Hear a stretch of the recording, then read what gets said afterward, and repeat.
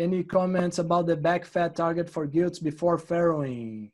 Okay. Are linear new genetics with less back fat reserves affect lactation performance? So, okay, back fat gilts before farrowing. I'll give you my comment, but I want to bring Dr. Knauer as well on the call here, if he's still here. Let's see. I think I saw him. Let's see. I'll bring him. Let's see if until he gets set up here, if he's willing to join. And but I'll tell my opinion here based on the data I've seen. I think gilt body condition at farrowing should be likely around 16 to no more than 18. That's for sure. No more than 18 millimeters.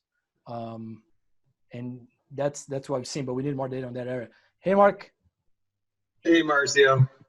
Thanks for plugging in. Yeah, back fat is fine. Back fat works good. I'd have to look up a specific target. If you're using the caliper on the high side of ideal or low side of fat at farrowing, you just don't want them super fat. That's bad. Right. Makes sense. And then linear genetics, new genetics with less back fat out of reserves affecting lactation performance. What are your thoughts there? As far as the new genetics? Yeah, new genetics, low lactation intake there.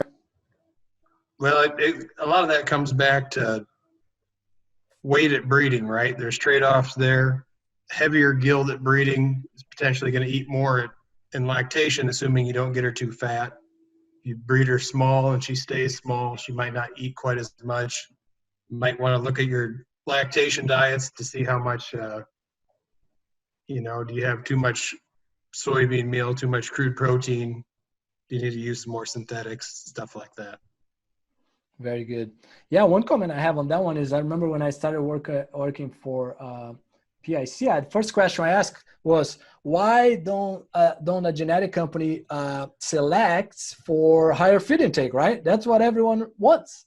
And then the answer I got was, why would you do that, right? It doesn't make sense because, okay, so that's interesting because from environment standpoint, at the farm level, you want a good feeder, you want a good environment, you want water, you want everything you can do for her to reach the genetic ceiling, but for feed intake. But the genetic ceiling, from a genetic standpoint, you want that to go down because you want to give less feed, right? You want to be feed efficient. So for me, that was super interesting from that standpoint.